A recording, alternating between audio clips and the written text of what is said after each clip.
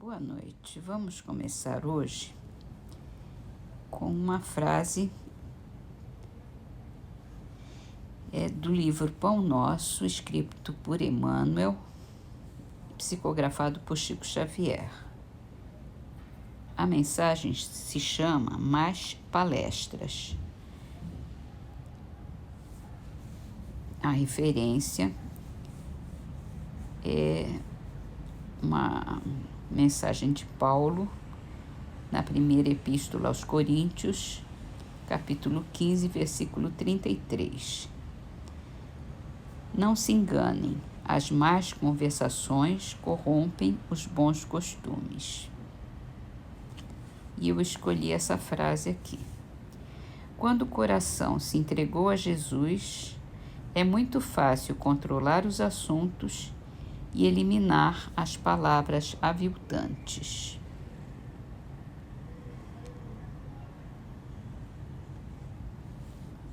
No Livro dos Espíritos, começamos um novo item, pena de morte.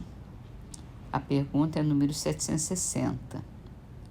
Algum dia, a pena de morte desaparecerá da legislação humana?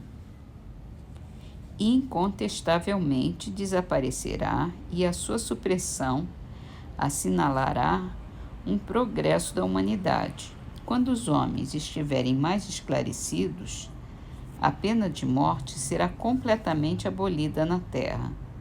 Os homens não precisarão mais ser julgados pelos homens. Refiro-me a uma época ainda muito distante de vocês. E diz a nota de Kardec.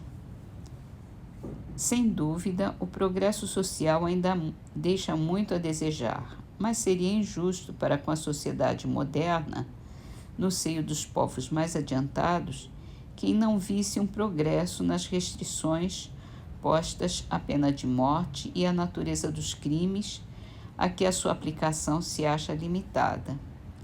Se entre esses mesmos povos compararmos as garantias de que a justiça procura cercar o acusado, a humanidade de que usa para com ele, mesmo quando o reconhece culpado, com o que se praticava em tempos que ainda não vão muito longe, não poderemos negar o avanço do gênero humano na senda do progresso.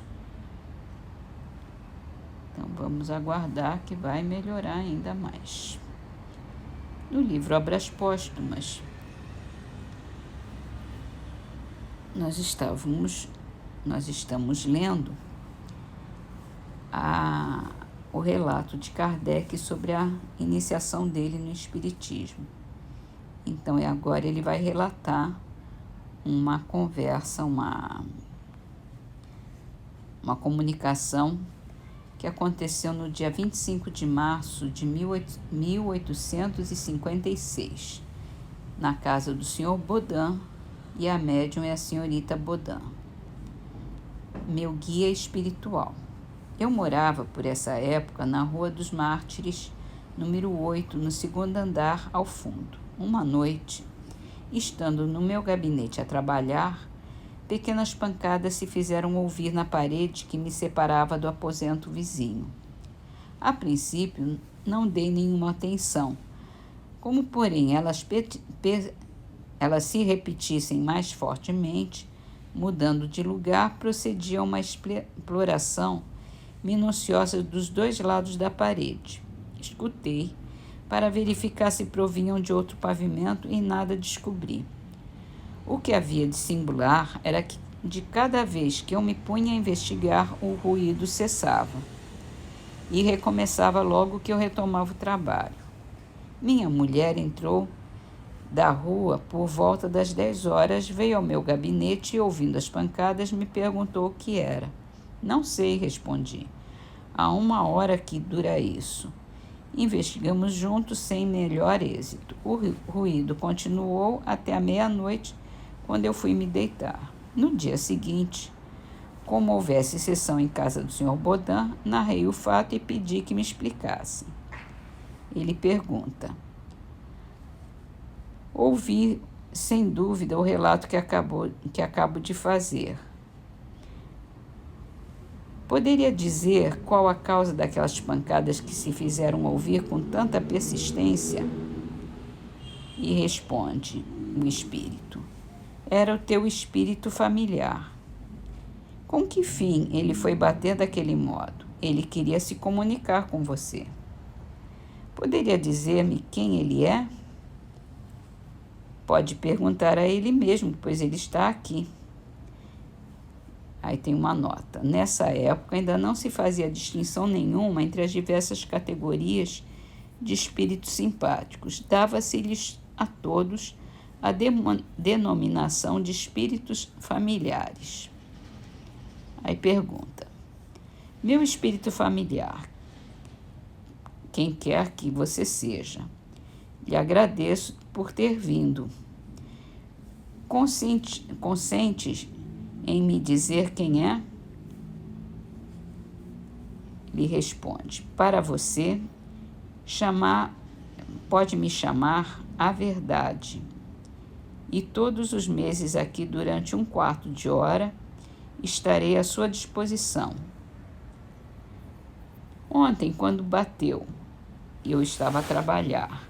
Tinha alguma coisa de particular a me dizer? O que eu tinha a dizer era sobre o trabalho a que se aplicava. Desagradava-me o que escrevia e quis fazer que o abandonasse. Aí ele faz uma nota. O que eu estava escrevendo dizia respeito precisamente aos estudos que empreendera acerca dos espíritos e de suas manifestações. Aí ele volta a perguntar: a sua desaprovação era referente ao capítulo que eu escrevia ou ao conjunto do trabalho? Ao capítulo de ontem. Submeto-o ao teu juízo se o releres.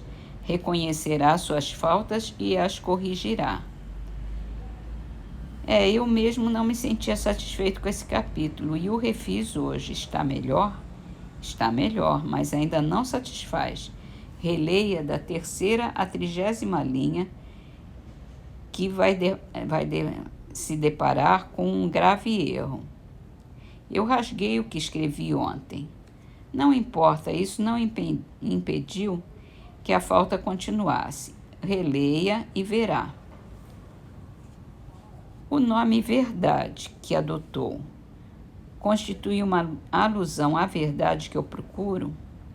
Talvez, pelo menos, é um guia que o protegerá e ajudará. Poderei te evocar na minha casa? Sim, para te assistir pelo pensamento, mas para respostas escritas em tua casa só daqui a muito tempo poderá obter.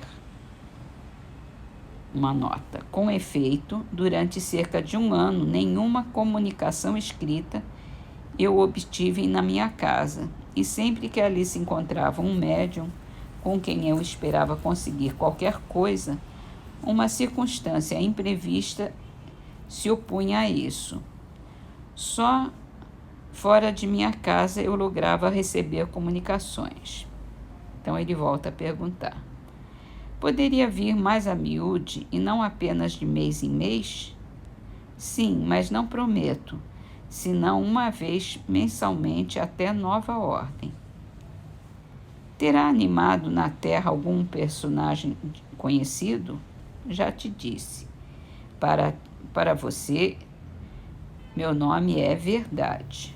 Isto para você quer dizer discrição, nada mais saberá a respeito. E ele coloca uma nota final. À noite, de regresso à casa, dei-me pressa em reler o que escrevera. Quer no papel que eu lançara à sexta, quer em nova cópia que fizera, se me deparou, na 30ª linha, um erro grave, que me espantei de haver cometido. Desde então, nenhuma outra manifestação do mesmo gênero das anteriores se produziu, tendo se tornado desnecessárias por se acharem estabelecidas as minhas relações com meu espírito protetor elas cessaram. O intervalo de um mês que ele assinou para suas comunicações só raramente foi mantido no princípio. Mais tarde deixou de ser, em absoluto, esse intervalo.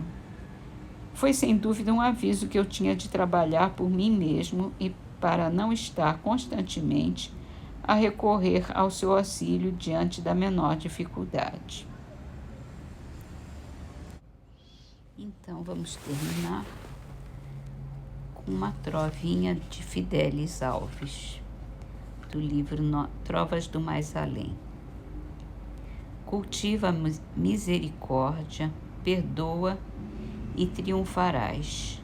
A verdade sem amor cria a justiça sem paz.